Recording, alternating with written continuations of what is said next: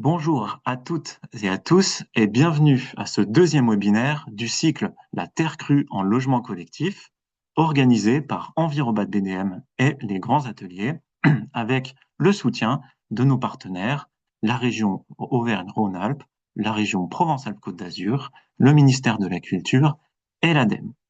Ce cycle est organisé en lien avec le Material Award, prix mondial des architectures contemporaines en terre crue, en pierre et en fibre végétale. Je me présente, je suis Nicolas Guignard, directeur adjoint d'Envirobat BDM.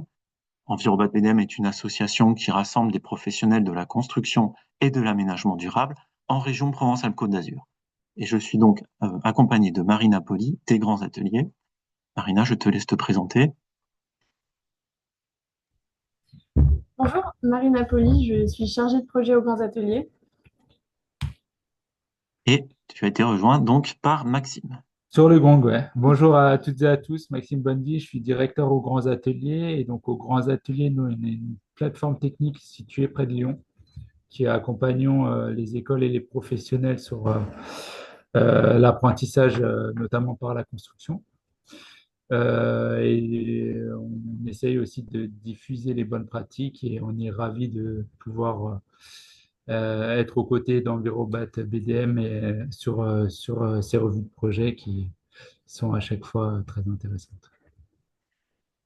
Merci. Ce cycle de webinaires vise à présenter des bâtiments de logement collectif qui ont intégré de la terre crue. Nous avons constaté, malgré le développement assez important de l'usage de la terre en France, dans différentes typologies, que concernant la typologie des logements collectifs, cela restait assez marginal. Donc notre objectif autour de ce cycle de webinaire, c'était de montrer qu'il est possible de prescrire et de mettre en œuvre ce matériau malgré les différents freins réels ou perçus. La semaine dernière, nous avons présenté le bâtiment 4 cheminées à Boulogne-Billancourt pour illustrer la technique du pisé. Et cette semaine, pour poursuivre ce cycle, nous allons découvrir la résidence Naturae à Ambarès-et-Lagrave pour illustrer cette fois la technique des enduits. Il s'agit d'un projet de 5 bâtiments, de 37 logements en accession, qui a été livré en mars 2023 sous maîtrise d'ouvrage immobilière Sud-Atlantique. Et ce projet fait partie des 40 finalistes du Material Award 2025. Pour nous en parler, nous avons le plaisir d'accueillir aujourd'hui Gauthier Claraminte, architecte, co-gérant et associé de l'agence Dauphin Architecture, qui est basée à Beau, et également Benoît Duret, gérant de la SAS Duret, entreprise de réalisation spécialisée dans le domaine du patrimoine et des matériaux traditionnels comme la pierre, qui est basée en Gironde. Gauthier et Benoît, je vous passe la parole. Merci Nicolas. Bonjour à toutes et à tous. Merci de nous faire l'honneur de rentrer un peu plus dans le détail de ce projet qui a été une aventure partagée de longue haleine avec Benoît et avec beaucoup d'autres aussi. Effectivement, aujourd'hui, avec cette invitation, il me paraissait indispensable d'avoir à mes côtés, puisque c'est souvent à l'architecte qu'on s'adresse, mais voilà, l'entreprise qui a réalisé les enduits spécifiquement et avec laquelle on va en discuter. On a mis au point la technique, on l'a adaptée au contexte du logement et d'un chantier de logement. Voilà, avant ça, on a prévu de vous faire quand même un petit tour de présentation de nos structures, rapide, on espère, avant de rentrer dans l'explication architecturale du projet. Et puis sur la fin, on s'arrêtera un petit peu sur le temps du chantier, l'aventure que ça représentait. Voilà, et puis on espère que vous aurez plein de questions, quitte à ce qu'on soit un peu concis sur notre présentation et que vous ayez des interrogations qu'on pourra éclaircir. Voilà. On se lance? Bon. Alors, donc oui, il y a un petit chapeau d'architecture frugale, parce que ça c'est une revendication générique, constante et puissante que l'on fait, et on part du principe que cette opération, comme celle qu'on mène à l'agence en général, cherche leur sens dans cette grande idée de la frugalité, voilà, qui traduit, si je veux bien, voilà, passer un peu aussi, enfin, qui se traduit dans l'histoire, dans la petite histoire de notre agence et de nos réflexions. Depuis une quinzaine d'années qu'on qu'on travaille, on est toujours parti du principe qu'il y avait quelque chose qui, dans le conventionnel, nous frustrait un peu, nous insatisfaisait, ne semblait pas quand même prendre la trajectoire idéale, rêvée, désirée par les jeunes architectes qu'on était. Et à défaut d'avoir accès à de la commande, on s'est fait notre première expérience par le contact avec la matière et une expérience sensible, quoi, que progressivement, à force de tâtonnement, voilà, de façon un peu empirique, on a réussi à injecter progressivement dans nos opérations. Et cette injection-là, eh bien, il se trouve alors, en tout cas, il nous semblait quoi, qu'elle correspondait à un état des désirs formulés, voilà, dans les différents décrets depuis le décret des biosourcés de 2012, dans un élan qui nous semblait quand même un peu encourageant, même si on n'est pas encore dans la massification et on a tous beaucoup à œuvrer pour que cet effort fasse école, voilà, devienne massif. Voilà, notre motivation à nous, architectes, c'était de sortir de la niche, quoi, de faire en sorte que ces réflexions-là trouvent leur place, fassent des exemples dans une commande courante, accessible au plus grand nombre. Voilà. Il y a cette icône qui est un emprunt, enfin, ces deux illustrations là de l'évolution des projets participatifs. On fait beaucoup d'analogies aussi dans les mœurs, dans le désir, puisqu'on parle un peu de logement quand même, et d'idées d'habiter. On a beaucoup participé dans notre prod à des opérations de logement participatif. On fait une relation directe entre l'investissement d'habitants pour leur projet de patrimoine commun avec un soin pour l'environnement, une volonté très forte de l'emploi de matériaux bio et géosourcés. Voilà, il y a une espèce d'association comme ça intuitive qui se fait entre ces deux. Et puis il y a une croissance. Moi j'aime beaucoup comment dire l'étendue de ces deux cartes quoi. Et il me semble qu'il y a un peu la même.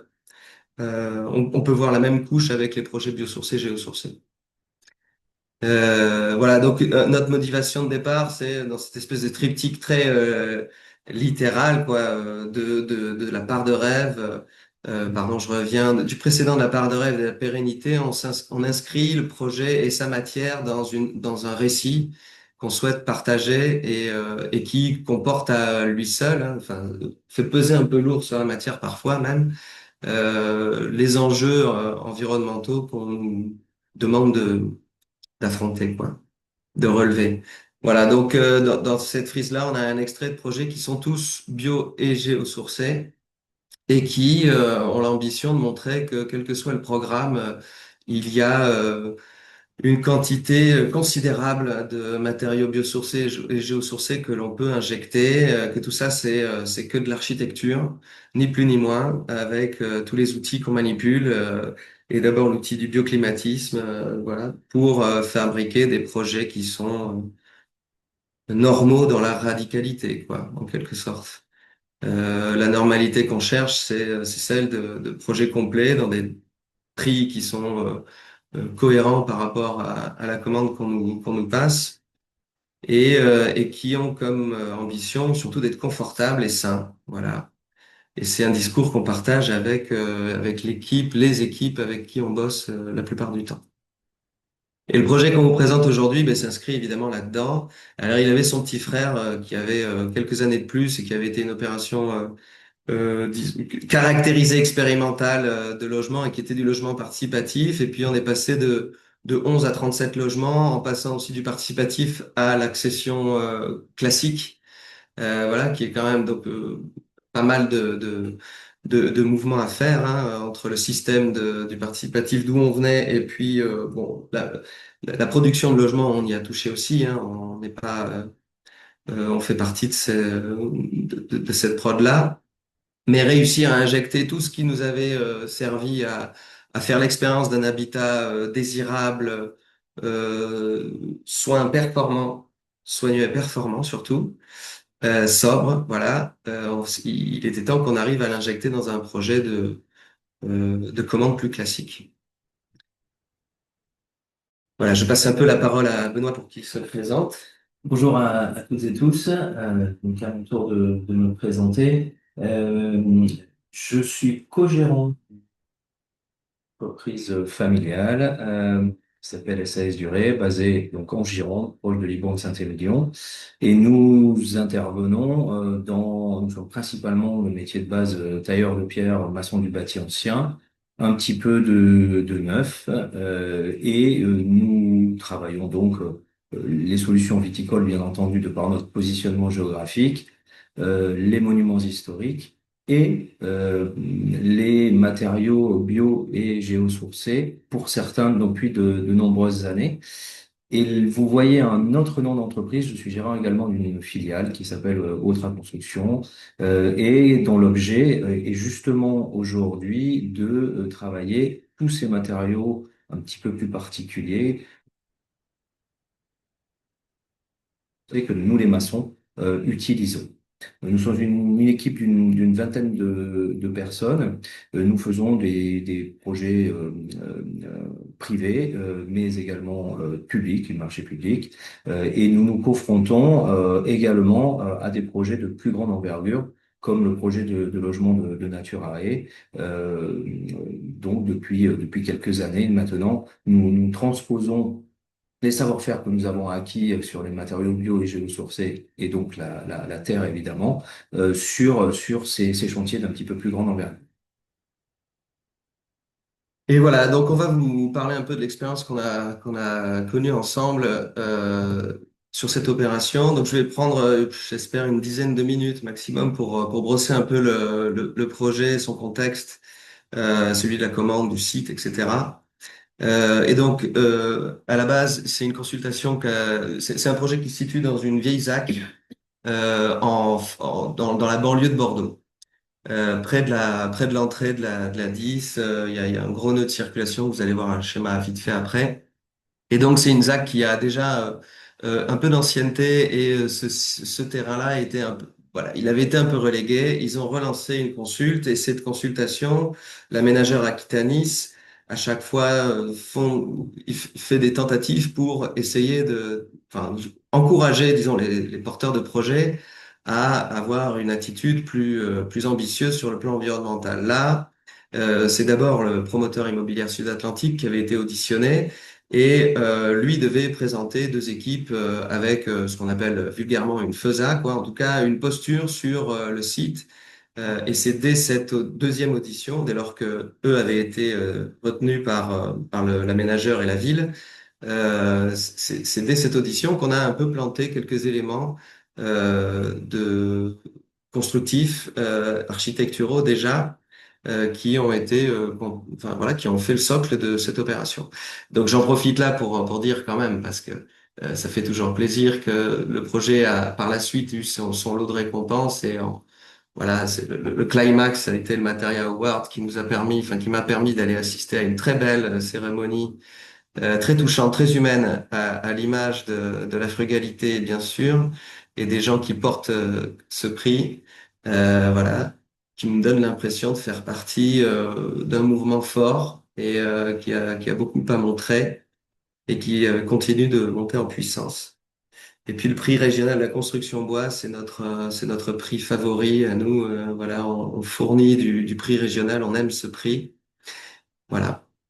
Donc, et aussi, pardon, c'est l'occasion de montrer l'équipe, voilà, parce que déjà le seul fait pour un promoteur d'avoir affaire à une équipe de maîtrise d'œuvre, c'était aussi voilà, une petite évolution, une petite bouleversement dans leurs mœurs, même si on n'a pas ce qu'on appelle une équipe de maîtrise d'œuvre dont j'étais le mandataire, mais on a pu quand même les challenger et faire appel à une intelligence un peu plus riche que celle qu'ils avaient l'habitude de pratiquer, et notamment 180 degrés, un BE environnement, avec qui on bosse quasi tout le temps, et qui lui aussi a contribué à solidifier notre posture en matière de prescription environnementale. Et puis un BE bois, IBC, un BE thermique, une paysagiste, un géomètre VRD, des gens qui étaient aussi des partenaires très constants de notre équipe et qui connaissaient notre travail et qui y avaient participé. C'était pas la première fois qu'on faisait de la paille dans cette opération. Voilà, et donc ce site-là, on aperçoit le tube de l'A10. Il y a aussi une ligne de chemin de fer qui a été un peu déclassée, parce qu'il fut un temps où c'était la liaison Bordeaux-Paris quand même, donc un peu solide. Et un dernier petit poumon à l'entrée de cette ville d'Ambarès et Lagrave qui a été rattaché à l'agglo au moment de la fusion enfin voilà quoi, on passait de la Cube à la métropole, disons. Et donc, c'est à ce moment-là que s'est engagé cette ZAC.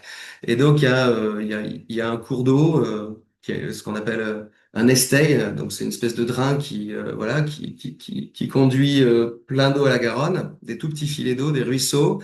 Et sur le site, on est sur un promontoire qui draine lui-même avec un talweg. C'est comme une espèce de drain naturel pour le coup. Donc, c'est un tout petit affluent. C'est vraiment un fossé qui ensuite se jette dans l'Estée du Gois et qui quand même marque la topographie du site et qui ailleurs dans la ZAC est très proéminent parce qu'on a de gros effets de talus, des soutènements très forts, des infrastructures assez lourdes pour gérer du stationnement notamment, voilà. Et puis on densifie, on fait du R+2 à cet endroit-là, et donc il faut pouvoir ménager la chèvre et le chou et surtout pouvoir faire 2 places de stationnement par logement, puisqu'on est quand même assez loin du centre névralgique de la ville.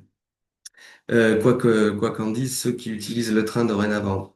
Voilà, donc on avait quand même, nous, enfin, on était sur un site qui semblait être un petit peu relégué, mais qui en fait était un parc ensauvagé, voilà, avec quelques résidus d'une ancienne activité, et puis une maison de maître dans un état lamentable de ruine, vraiment totalement effondrée. Et autour de ça, quelques arbres majeurs qui témoignent de l'existence d'un parc auparavant, notamment un tilleul extraordinaire, un papa, un papy pour le site, une chênaie sauvage, enfin bref, une densité de forêt vraiment spectaculaire. Et il fallait quand même se mettre là-dedans. Heureusement, on avait une éclaircie à un endroit et on est venu se loger en profitant aussi de la topographie. Et donc, on a fait le projet en tentant de limiter notre impact sur cette ambiance forestière, en faisant même de cette forêt, disons, un, un- ben, pendant du projet, quoi, hein. Voilà, le projet fonctionne avec la forêt. Ce qui est quand même assez jouissif quand on s'installe, surtout dans une ZAC en ville, d'avoir un substrat mature, voilà, d'une fraîcheur en plus, avec un peu de sauvagerie autour, et cette ruine qui était prévue à la disparition quand même. C'est important de signifier, et que nous, dès la consulte, on a dit, mais est-ce que ce serait peut-être pas, enfin, ce serait bien de la sauvegarder, de lui imaginer un destin.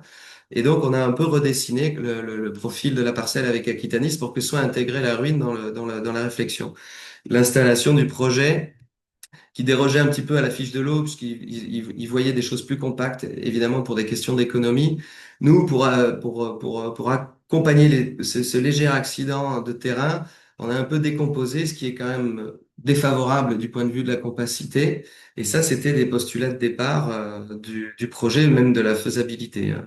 En réalité, les choses ont très très peu évolué, sont restées très calées à ce principe de départ. Et puis, c'était l'occasion aussi d'introduire un peu de variation et puis de décliner une échelle de logement collectif intermédiaire avec pourquoi pas même l'idée d'individuels superposés. C'est des idées qu'on chérit, quoi, d'avoir des nuances de parcours, des façons d'accéder à l'appartement distinguées, d'être toujours entre le dedans et le dehors, d'avoir très peu d'infrastructures pour gérer les communs, mais juste voilà, créer de la variation. Et ça aussi, postulat de départ, ça devait être donc on en a fait des cabanes sur pilotis, quoi, pour ainsi dire, en se disant qu'on allait simplement mettre la voiture dessous, en profitant du décaissé qu'on avait, qui était progressif, mais qui était marqué quand même à l'entrée, euh, pour euh, pour limiter l'infrastructure.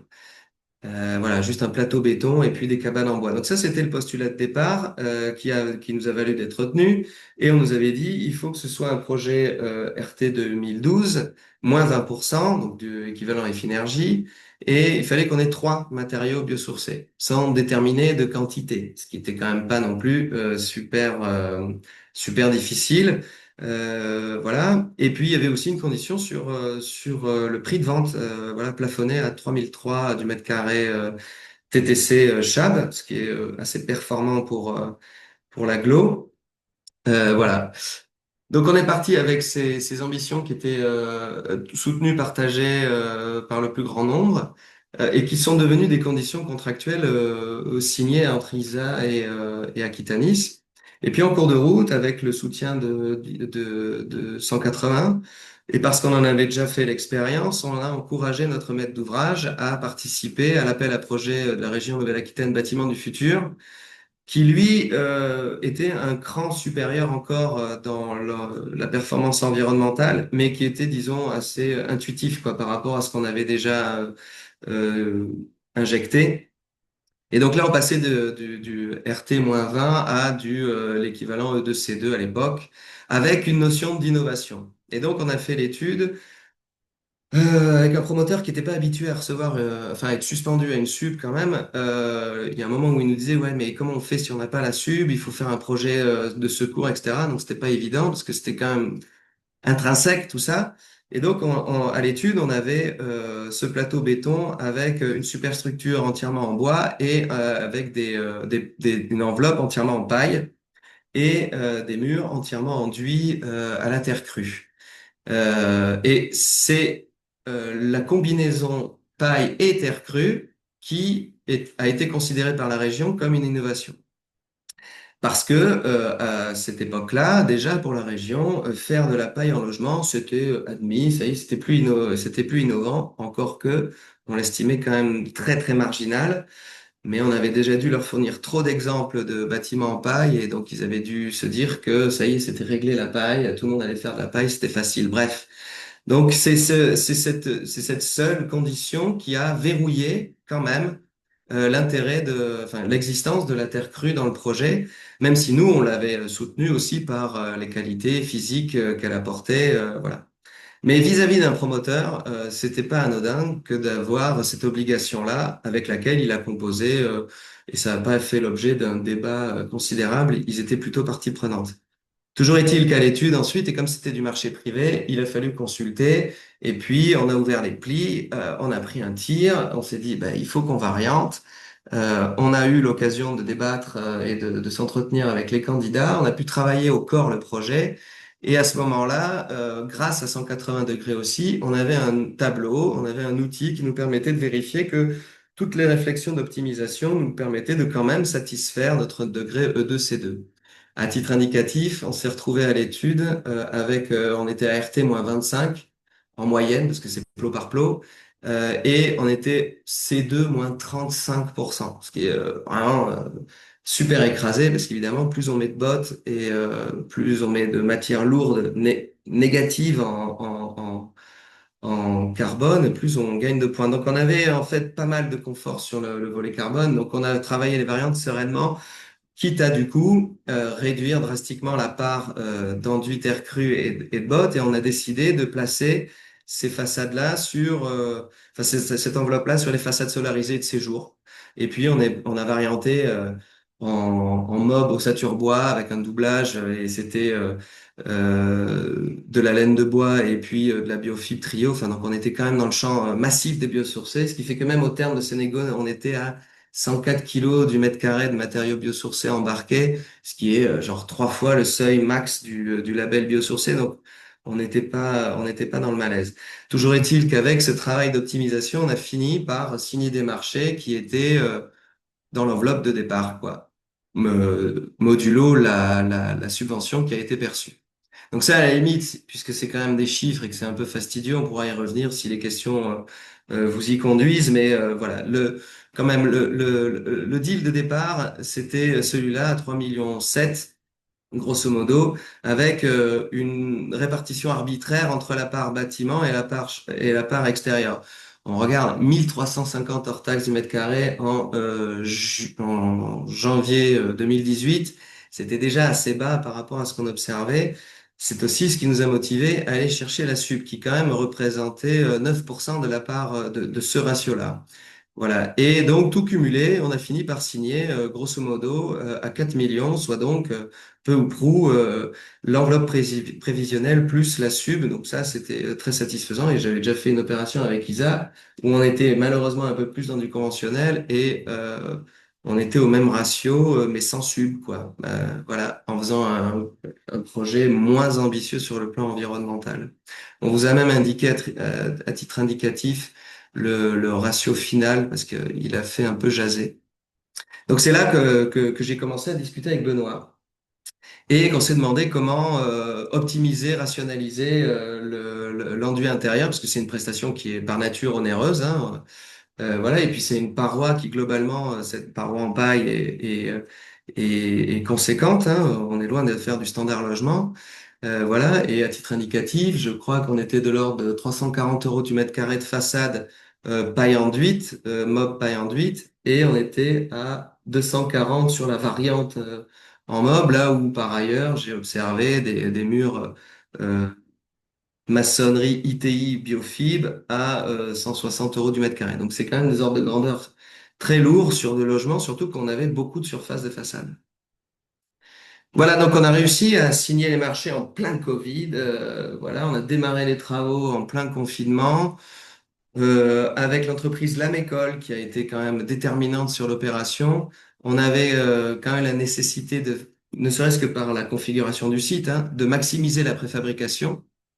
Donc ça, c'était aussi un élément clé pour l'économie et le déroulement du chantier, puisque il fallait qu'on recule sur le site, quoi, et que donc progressivement, phase par phase, et il fut un moment où on avait le bâtiment E qui était quasi fini et le bâtiment A qui était au stade des fondations. Donc on avait une espèce de voilà de panoptique de toutes les étapes clés du projet. Et donc on a fait beaucoup de préfabrication, c'est-à-dire qu'ils sont allés fabriquer même les panneaux avec même le bardage dessus, ce qui était une bonne condition pour pouvoir, parce qu'ils pouvaient pas très facilement monter sur place un échafaudage pour barder, etc.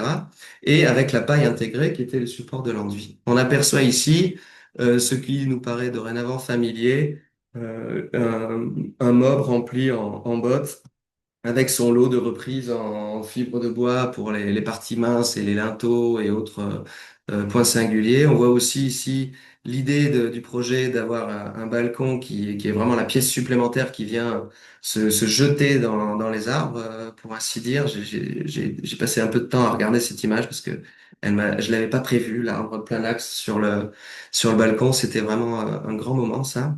Et puis on aperçoit les phases du projet. Alors, pardon, les photos sont un peu dégueu, mais voilà, on a ici au fond le bâtiment E, le bâtiment D qui est en phase. Ça, c'est le bâtiment C où ils ont commencé à élever et à poser les mobs. Et puis ensuite, le bâtiment B qui était au stade du plateau coulé en place.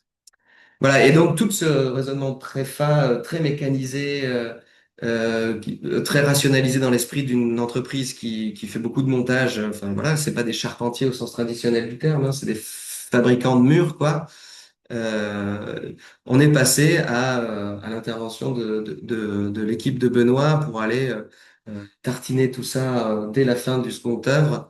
Alors il y a quand même eu des réflexions sur la mécanisation. On était quand même sur une intervention rationalisée, mais moi, le souvenir que je garde de cette expérience, c'est qu'il y avait quand même deux mondes qui se rencontraient, quoi. Le monde de la fabrication du logement et les entreprises du logement, et puis le monde plus, je dirais, plus ouvert, plus frais, du patrimoine, du soin de l'existant, etc. Et ça s'est ressenti aussi sur le chantier. Voilà, mais je laisserai un peu Benoît en parler. Voilà, là j'ai été un peu expéditif et pourtant je crois que ça fait déjà 20 minutes que je parle, donc faudrait pas que je sois... Je vois pas trop les réactions des gens en plus. Voilà. Il y a quelques questions déjà, mais on a encore du temps, hein. Ouais. Donc là, j'espérais avoir un peu brossé grosso modo le contexte de l'opération. J'ai été quand même assez expéditif sur les épreuves qu'on a rencontrées. Voilà, on voulait un peu parler donc on a aussi évidemment des photos qui montrent la réalisation.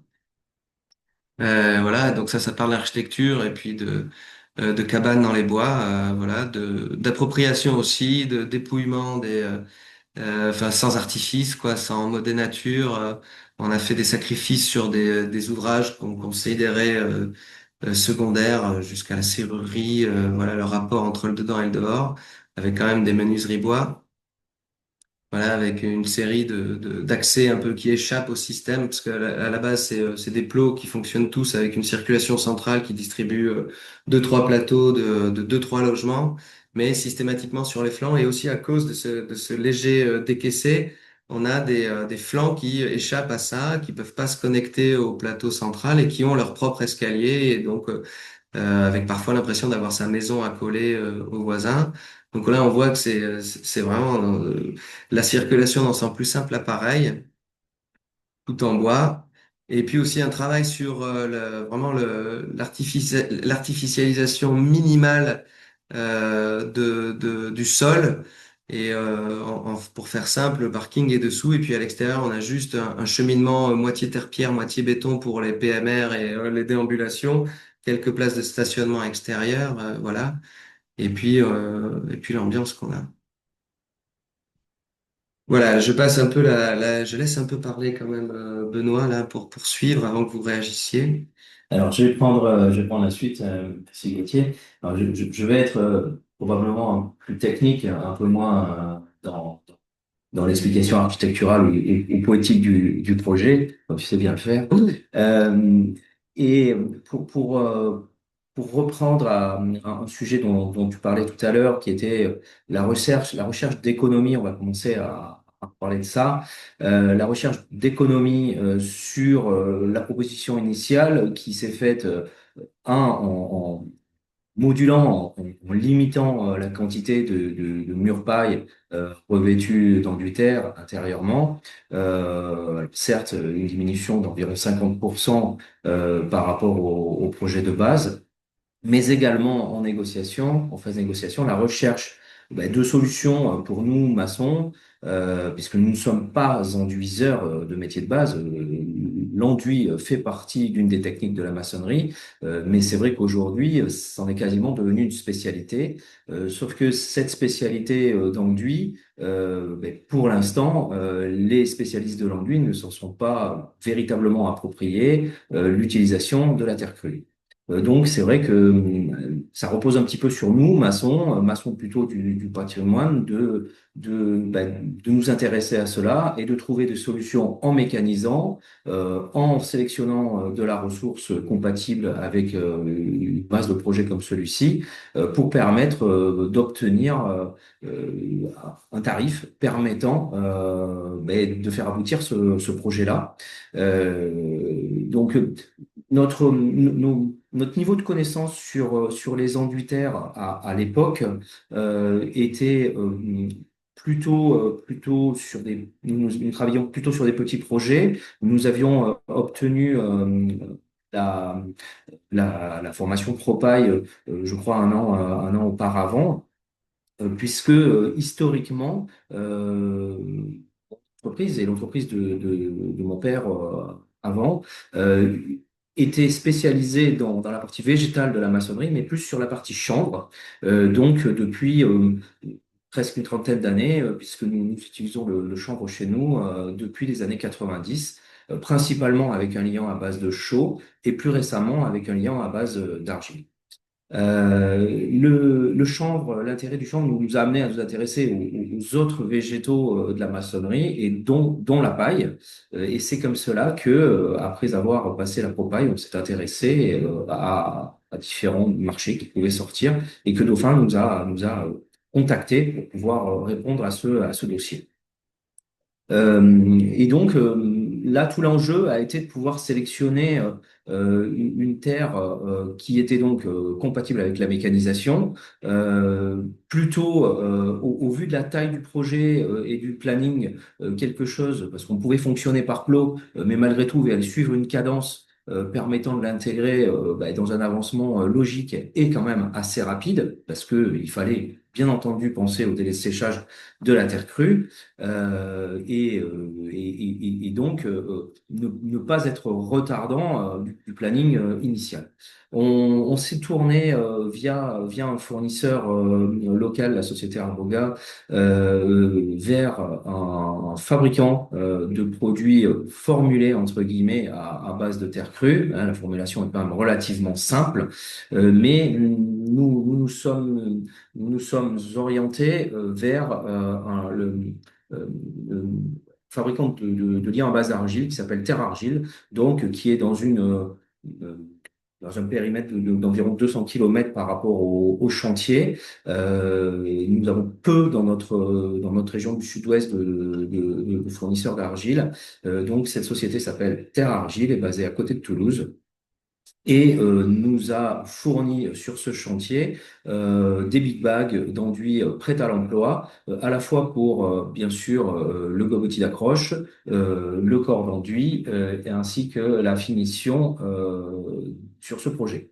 Et de manière à faire une économie, il a fallu que l'on travaille donc avec Gauthier. Gauthier nous a demandé d'essayer de trouver une solution pour essayer de travailler la finition, l'enduit de finition, avec une finition qui serait donc mécanisable également et moins cher, plus rudimentaire, Ouais. peut-être un peu plus rustique, mais finalement, en la travaillant bien, l'aspect est plutôt très très chouette et très agréable. Et donc, on a travaillé une version de l'enduit de corps sur la même granulométrie, mais sans fibre végétale cette fois-ci.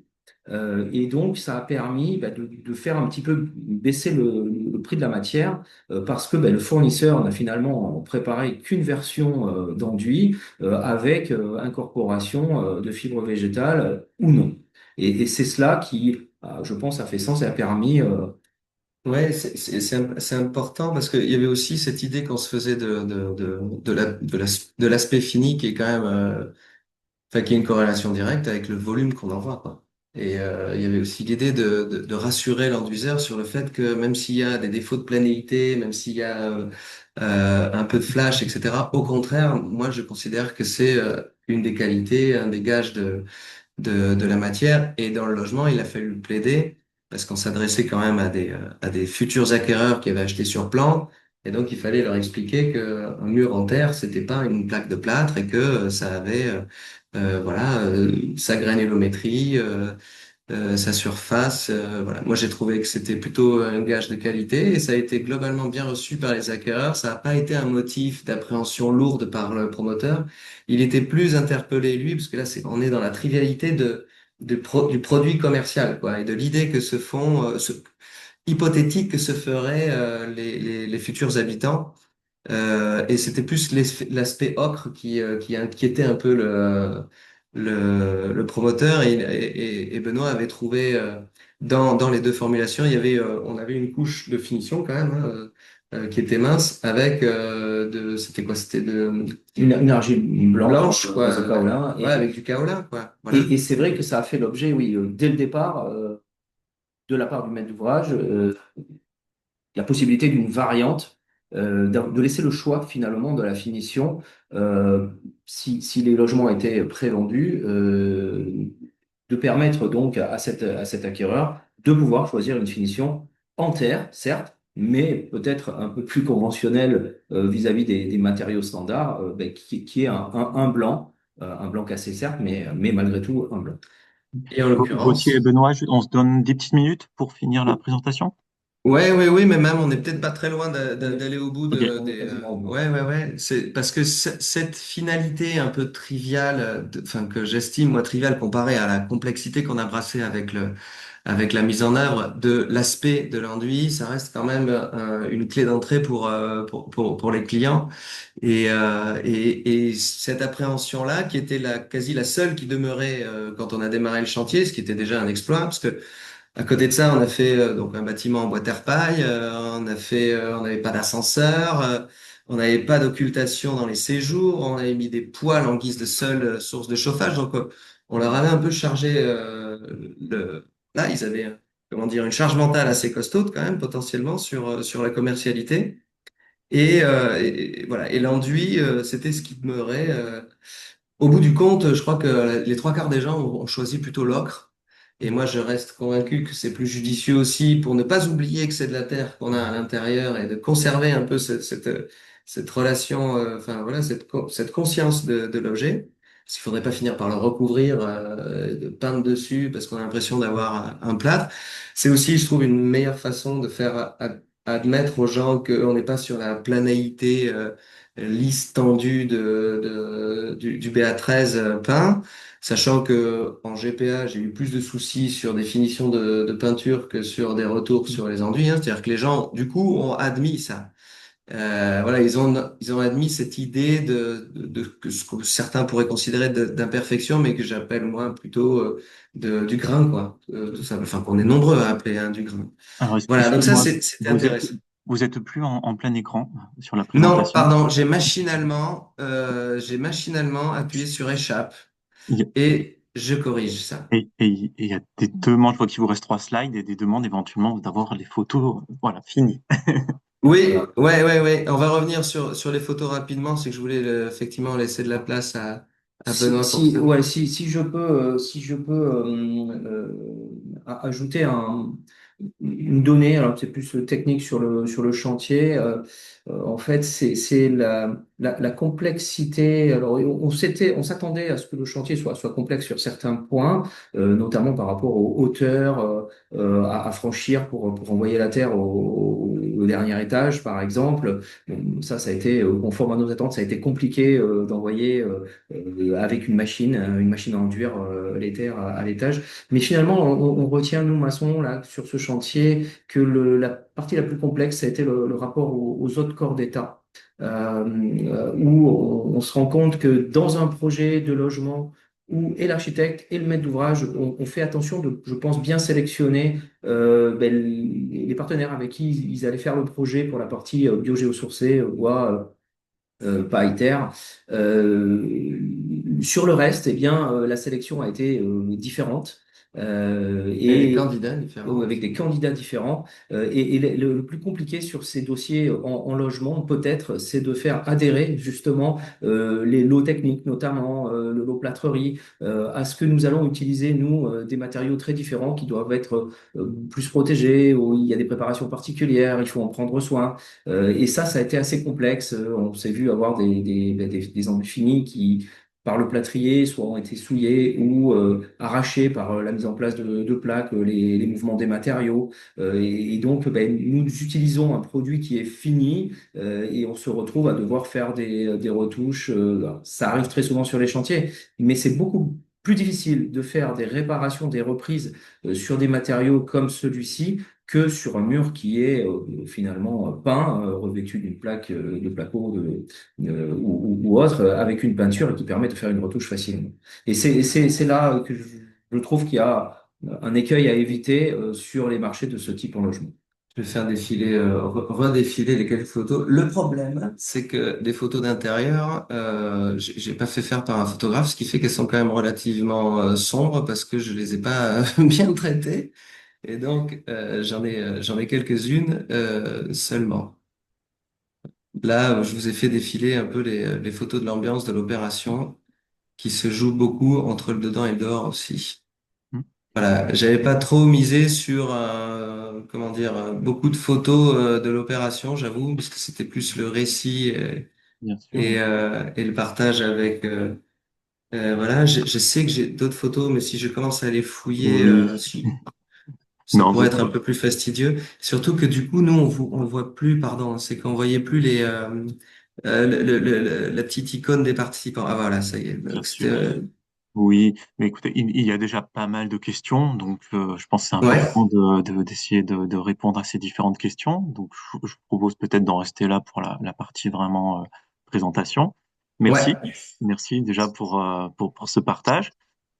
Est-ce que vous Alors voulez on qu'on va, arrête le partage dans ce cas? non, vous pouvez le conserver comme ça permet quand même Ok. d'illustrer avec les photos si en fonction des questions qu'il y Ok. aurait. Et est-ce Alors que on vous nous va, voyez malgré le partage tout en à fait, oui, Digicom? oui, Ok, bon. tout à fait. Alors on va voir du côté de Maxime et de Marina si ils ont pu déjà procéder un peu à un regroupement des questions. Alors j'ai vu la question sur le coût, la toute première, qui Ouais, ouais, ouais. Alors nous, on a regroupé par thématique. Alors il y a pas mal de questions, du coup, il faudra être assez efficace dans les réponses.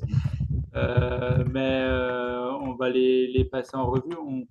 Bah, comme la dernière fois, on va pas pouvoir forcément prendre celle qui arrive encore là, parce qu'on sera plutôt sur du coup, la transmission des questions posées. Du coup, je commence, on se le fera avec Marina. Il y a une question sur le thème de la structure. De confirmer que la paille est bien en remplissage et qu'elle n'est pas porteuse. Oui, bien sûr, ouais, c'est de l'ossature bois ouais, on est en R+4, on est au taquet de même ce que l'on peut faire dans les règles ProPie en remplissage de mob, hein. Et on a un peu challengé le charpentier sur le couturage, voilà, parce que c'est un deuxième famille pour ceux qui sont familiers de ces choses-là, mais c'est le maximum de ce qu'on pouvait extirper dans le deuxième famille. Donc on a quand même, ouais, il y a des moments où on a 4 étages de mob et c'est le bois qui porte. Et c'est un plancher bois de Solivet. On a sorti la botte de la toiture. Typiquement, je rebondis et je le regrette parce que on avait orienté par de la ouate, hein. C'était pas non plus, enfin voilà, on a mis 40 centimètres de ouate en disant on va quand même faire du déphasage, de l'amortissement. Mais je reste convaincu qu'avec la densité de la botte, on aurait un meilleur comportement l'été aux derniers étages. Il y a un delta de 6 degrés de confort entre le R+1 et le R+4. Et 6 degrés en pleine canicule, on passe de 24 à 30, quoi. Voilà. Et donc 24, les mecs, ils sont enchantés. 30, ils sont là, ah, quand même, sous les toits, 30, voilà. Grâce quand même à la terre, on arrive à planifier et aussi parce que les gens ont toujours autant de mal à ouvrir la fenêtre la nuit. Mais voilà. Hmm. Pardon, autre question. Merci. Oui, on a des questions sur les matériaux et leur mise en œuvre, notamment sur la terre. Quel est le temps de séchage de l'enduit et est-ce que vous aviez eu des solutions d'enduit en terre de site ou à minima de terre girondine? De, donc, délai de séchage, 3 mois du corps d'enduit. Délai de séchage, bien sûr, de l'enduit de finition, mais ça, c'est plus anecdotique, c'est dépendant le temps de définition des autres corps d'État. Concernant le sourcing, en Gironde, à l'époque, il n'y avait pas grand-chose sur des terres locales. Euh, Aujourd'hui, les acteurs se sont plus emparés du dossier et nous avons maintenant des débuts de solutions. Et terre de site, effectivement, ça avait été un des premiers sujets, je crois, Gauthier, quand tu m'avais contacté. Là, pour nous, ça faisait, alors, je parle pour mon entreprise, ça faisait trop parce que à la fois, c'était le premier projet de grande ampleur et à la fois aller vers un projet de grande ampleur pour une première fois, puis également le premier projet en terre de site. Ça faisait trop de challenge en même temps. Donc moi je l'avais écarté pour éviter un écueil en cours de projet ou qu'on n'aille pas au bout. Ouais, on a été bien assez ambitieux pour ce que pouvaient supporter tous les acteurs de ce projet. Ce qui fait, alors, on a fait hein, du pisé en terre de site ailleurs, dans d'autres conditions. Et en l'occurrence, pour l'anecdote, on en avait plus que de nécessaire de l'argile sur place, et le chantier a été un enfer pour ça. Soit dit en passant, parce qu'en plus on avait décidé de faire comment on appelle ça, du liant routier, ce qui fait on avait injecté de la chaux sur le parking pour obtenir la portance, et donc on avait une pellicule permanente d'argile qui très glissante, etc. Et donc souvent on se disait c'est quand même frustrant qu'on l'ait pas employé au moins pour les enduits, mais disons que c'était le seuil de ce que l'on estimait être on aurait pu le faire valoir, par exemple, en innovation, ça aussi. Mais voilà, le seul fait qu'existe la Terre était déjà une innovation à cette époque-là. Il s'agissait pas d'aller d'en faire plus encore, quoi. Anecdote encore, Amélie Bourcard, qui est une artisane, une formatrice en terre crue en Nouvelle-Aquitaine, qui participe enfin, au projet de caractérisation des terres de région là, avec le collectif des terres. Elle est venue sur le chantier pour faire des tests et elle s'est même servie de cette terre du site pour faire ses propres adobes sur son chantier. Donc, une petite partie du volume de ce que l'on a sorti a quand même été employée. Mais je pense que c'est bien de le rappeler, de ce que vous disiez. C'est important d'y aller étape par étape sur ces Ouais, deux. surtout que c'est des grosses étapes, quoi, déjà, celles qui précèdent. Et on a eu du coup des questions sur les usagers finaux. Oui, mais Euh, j'avais, pardon, un dernier complément sur cette question du phasage et du séchage. Je voulais juste préciser que on fait le clos couvert quand on n'a pas de problème avec la menuiserie. On balance le corps d'enduit et ensuite on fait tout le second œuvre. Ce qui laisse quand même une période de séchage significative, même en période pas favorable, parce que le chantier ne se fait jamais, surtout quand on a 5 bâtiments au moment idéal de construction. Et on passe donc au plot suivant. Et ce qui fait Voilà. qu'en fait, on a pu démarrer du plot E vers le plot A et revenir du plot E vers le plot A, en fait. Avec une petite équipe et sans, et j'insiste sur le fait que l'entreprise durée, enfin, je l'apprécie indépendamment de ça. C'est pas elle qui a perturbé le déroulement du chantier. Voilà, on a connu d'autres épreuves. On a perdu le menuisier extérieur. Voilà, ça a foutu en l'air tout ce qu'on avait prévu. Mais ça s'est extrêmement bien passé et il n'y avait pas de problème technique d'incorporation de cette phase de séchage. On n'a pas été emmerdé par une humidité excessive qui aurait pu mettre en péril le plaquiste. C'était plus effectivement des affaires de mœurs que de réception, quoi, hein. et du coup, Merci. alors je vais pas parler tout de suite des usages, mais j'en profite pour rebondir. Il y a eu une question sur est-ce qu'il y a eu un sujet sur la réception de la paille préalable à la pose de l'enduit? Et puis un autre sujet sur le passage des réseaux électriques dans la paille. Et ensuite, je sais que sur les enduits en terre crue, il y a toujours un sujet de pose en applique de l'appareillage. Voilà. Enfin, vu que c'est pas aussi plan qu'une plaque de placo, ça. Oui. Alors, je vais justement, je peux répondre un peu sur les deux premières questions. La dernière, je te laisserai répondre. Donc sur donc les problématiques de réception. Alors, c'était préfabriqué par l'entreprise Lamécole en atelier. Donc les parois qui nous étaient livrées étaient plutôt de très bonne qualité.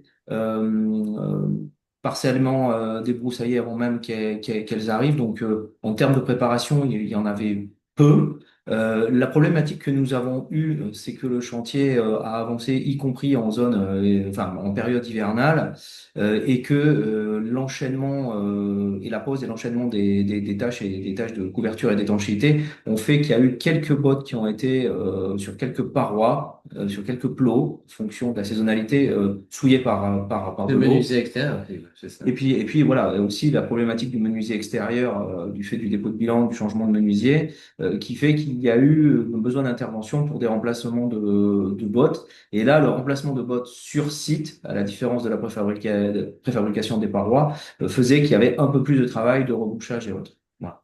Donc ça, c'est la spécificité de ce chantier. Ouais, je dirais qu'à l'échelle, enfin moi j'ai pas été surpris qu'on se retrouve avec tous les cas de figure possibles, quoi. Surtout qu'on a beaucoup de points singuliers, il y a des retraits, voilà. Et effectivement, on s'est pris comment on appelle ça? Pas le redressement, mais enfin la liquidation judiciaire d'entreprise qui nous avait fourni les fenêtres en plein milieu du chantier. Donc on s'est retrouvé avec des murs qui restaient ouverts, on s'est battu, voilà. Et l'avantage, c'est quand même, il y avait une très bonne entente, même malgré les tempéraments des uns et des autres, entre la Mécole et Duret. C'était assez compact. Et global, parce que la Mécole, ils avaient déjà fait de l'expérience de murs préfa sur un autre projet qu'on avait fait ensemble, du R+2 assez costaud.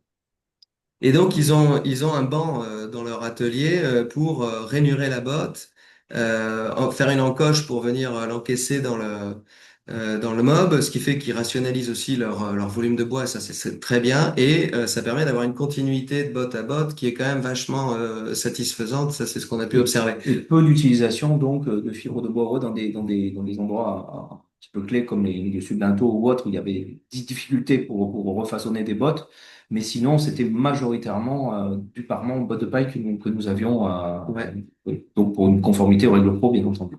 Faut être vigilant, mais ça marche. Et concernant les incorporations, donc voilà, ce qu'on a fait, c'est qu'on a pris le temps avec toi, Gauthier, avec le bureau d'études environnementales et nous, de former l'élotechnique, le plombier, l'électricien à l'incorporation. On les a accompagnés, on leur a montré et puis derrière, on repassait, on rebouchait ce qu'il y avait à lieu de repréparer. Ouais, sur les 37 apparts, au bout du compte, il y a eu une ou deux réserves, je crois, sur une prise qui était un peu de traviole. Et ce qui est, enfin, je veux dire, comparé, je sais pas si qui est familier du logement, mais la quantité de réserves en livraison, elle est phénoménale. Et ce lot était celui qui en avait le moins, quoi, de loin. Même si, pour des raisons économiques, et ça dès le départ, on avait quand même dit qu'on ne redresserait pas complètement les murs, hein, ça je tiens quand même à le signaler. Les soutenus en réception, on a dit oui, ok, il y a un flash, c'est très bien. C'est très bien le flash. Si le mur, étant donné qu'on était en parement-botte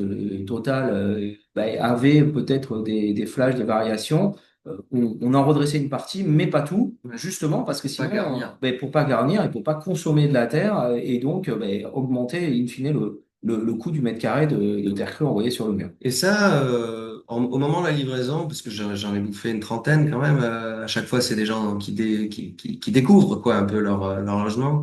J'avais de temps en temps j'avais une remarque sur l'enduit, mais les remarques restaient celles que font les acquéreurs dans ces conditions. C'est les brins sur les portes, la peinture, les défauts de finition classiques en fin de compte. Et ce qui n'est pas classique, alors peut-être que je fais des conclusions hâtives, hein, mais ce qui n'est pas classique est admis comme n'étant pas classique. Et donc, il y a une espèce quand même de... Bon, il y a eu un peu de débat, mais... De tolérance, Ouais, peut-être. voilà. Et puis, accessoirement, Lionel qui bosse avec Benoît, il est venu pour faire des retouches, il y avait des finitions à reprendre chez certains, normal, quoi, des petites fissures, des choses comme ça. Mais il leur causait. Et On a c'était expliqué pour aux gens pas ce que de la couleur, c'était, quoi. pourquoi on utilisait ce matériau, comment il fallait l'entretenir, comment il fallait le réparer. Et c'est vrai qu'on a pris peut-être un peu plus de temps que ce qu'un un peintre prendrait sur un chantier. Ben oui, parce qu'on a ouais, le peintre, il vient juste pour réparer ses conneries, alors que, et ça le fait chier de dire qu'il a fait des conneries. C'est dommage, quoi. Et en même temps, c'est un mec très bien, le peintre aussi. Mais lui, il peut pas revendiquer l'intérêt de l'aspect de surface de son enduit. Bref. Oui, merci. Je crois qu'il nous reste encore pas mal de questions. On se donne encore 5 minutes. Et une Oui, dernière nuance, la première chose qu'on a fait avec les prises électriques, c'est en mettre le moins possible dans les murs et oui, le plus possible dans les cloisons. bien sûr, de faire une conception associée. Et du coup, le passage, juste sur ce sujet-là, le passage des gaines était dans la paille, Un j'imagine. corpo, Oh, oui. un corpo, voilà. Mais on a vraiment drastiquement réduit, hein. Déjà, il n'y avait pas de commande électrique pour dedans, il n'y avait pas de voilà, il y avait juste une prise de courant. Prise et circuit d'éclairage. Parce qu'il faut quand même mettre ça sur la superficie de mur exploitée par des prises, hein. Voilà, on a exploité les cloisons. Parfait. Et ce qui veut dire aussi ne pas mettre la télé sur l'enduit, de toute façon. C'est vrai qu'il y avait un sujet sur les supports, sur les charges, tout ce qui pouvait être appliqué ou autre. Effectivement, bon, jusqu'à 3 kilos, on peut se fixer directement dans l'enduit qui est donc accroché à la paille. Et je crois je me souviens même pas s'il y avait eu un seul sujet d'un renfort spécifique, Non, je pense. zéro. Bah parce on a fait en sorte qu'il n'y en ait pas besoin. On n'a pas mis aux endroits où, enfin, on a organisé les apparts en conséquence. On a une autre question pour savoir comment vous avez géré les soucis d'humidité, notamment dans les salles d'eau, les sanitaires et douches. On les a gérés par l'absence d'enduit dans les sanitaires. Cette variante qu'on a fait en cours de route, elle m'est apparue comme nécessaire en plusieurs points, à plusieurs égards, hein. Alors, la variante de substitution de parois paille enduitaire 1% des murs. sur la version fibre de bois Ce avec qu'on a quand même fait, c'est que c'est quand même le corps d'enduit qui fait l'étanchéité à l'air, et sur certaines parois sur lesquelles on avait dit celles-ci c'est des parois solarisées sud, ouest, et donc on a de l'enduit. On avait parfois euh, des euh, des cuisines où voilà. On a mis un doublage devant le corps d'enduit, et c'est un raccord entre le doublage et la finition. Voilà.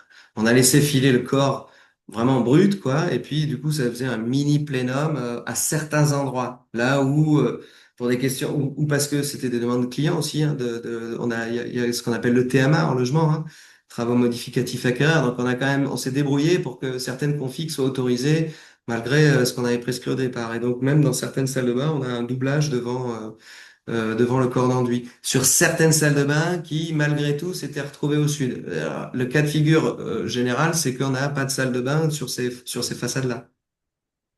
Hmm. Il vaut En mieux sachant, éviter les problèmes parfois.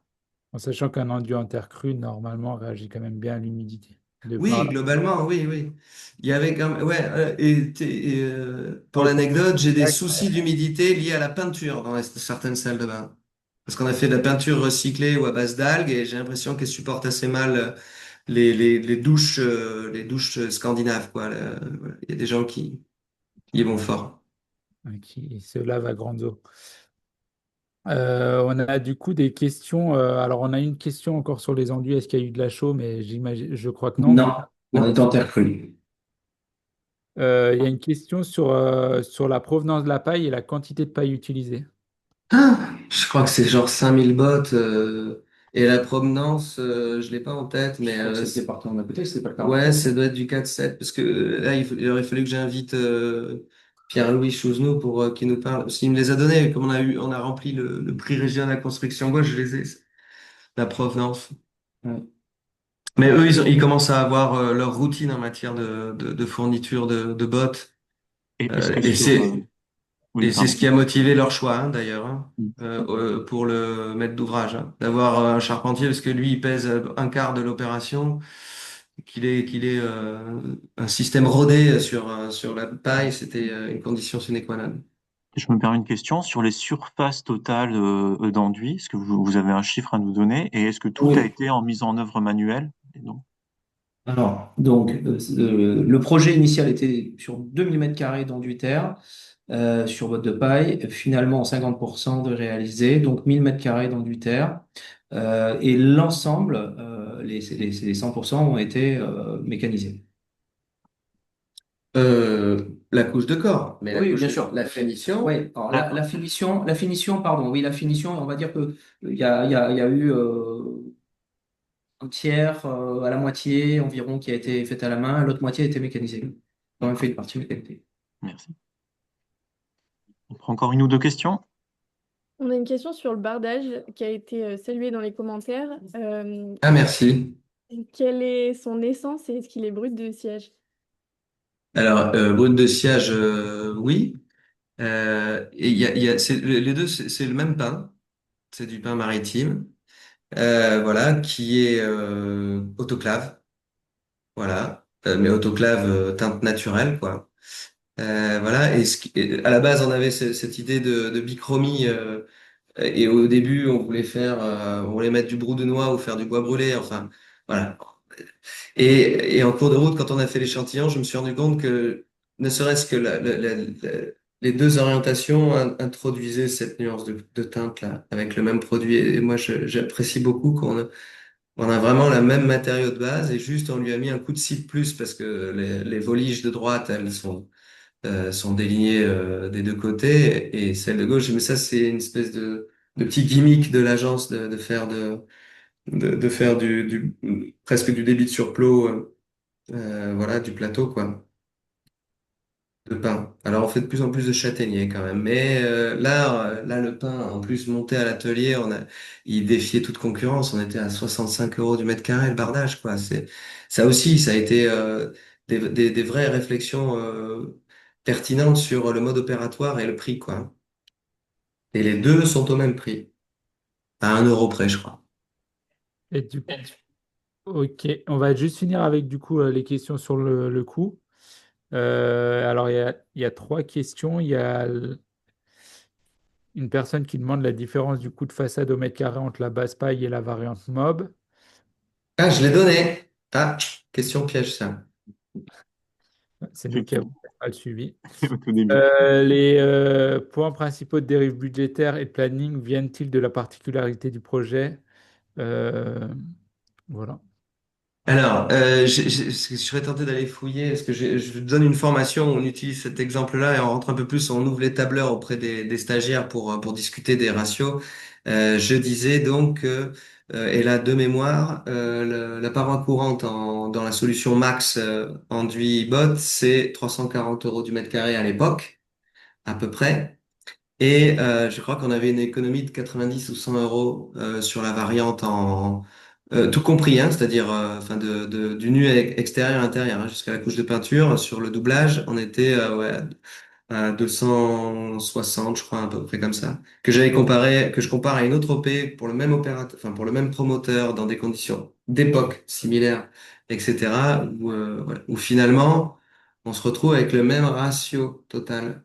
C'est-à-dire que à Ambarès, là, je fais des parois qui sont pour certaines 2 fois plus chères que celles qu'on a fait au bassin à flot, où on est parti en variantant, disons sérieusement, quoi. On partait sur du môme, on a fini en biobrique ITI doublé avec juste du biofibre en 100 millimètres. Et les deux sont arrivés à 1540 hors taxe du mètre carré chab à la fin. Sauf qu'il y en a un voilà, qui a dérivé de 15 points et lui de beaucoup moins. J'ai pas calculé le delta là qu'on a eu. Et l'autre question, pardon, était sur...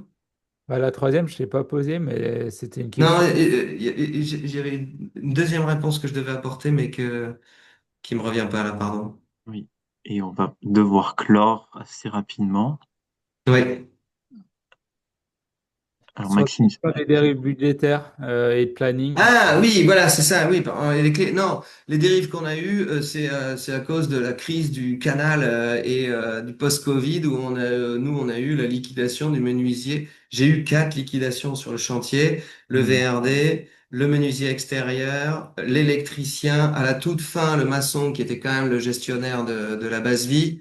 Voilà, donc tout ce qui n'était pas spécifique à l'ambition du projet nous a planté. Et hmm, heureusement qu'il y avait le charpentier, l'Anduzer et pas que, hein, quand même, hein, d'autres. Voilà, parce qu'ils ont formé 2 électriciens en série, hein, quand même, sur le chantier.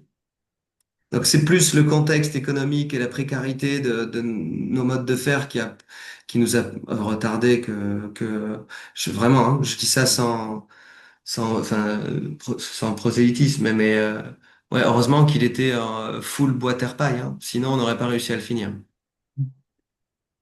merci. Nous allons devoir clore. Il est 12h10 passé. Merci beaucoup à tous les deux, Gauthier et Benoît, donc pour avoir partagé votre expérience sur ce projet, malgré un petit peu bah, voilà, tout ce que vous avez évoqué. On voit que c'est vraiment un magnifique projet. On aimerait évidemment en voir plus souvent des similaires. Je vous donne rendez-vous pour celles qui sont encore présentes et qui seront disponibles le 27 juin à 11 heures pour présenter le projet Terre et Ciel, qui était initialement le premier projet de ce cycle, mais que nous avons dû reporter. Donc pour illustrer cette fois-ci la technique des briques de terre compressées. Je vous ai partagé le lien d'inscription dans le chat, donc vous pouvez encore vous inscrire si jamais vous n'avez pas fait et que vous souhaitez y participer. Je vous remercie toutes et tous pour les questions qui ont été posées, pour votre écoute attentive, nos deux intervenants pour avoir Merci. partagé et répondu de manière enthousiaste à notre invitation. Merci à Maxime et à Marina pour la gestion des questions à la fin et nous vous dirons à très bientôt. Au revoir. Au Au revoir. revoir. Merci. Au revoir.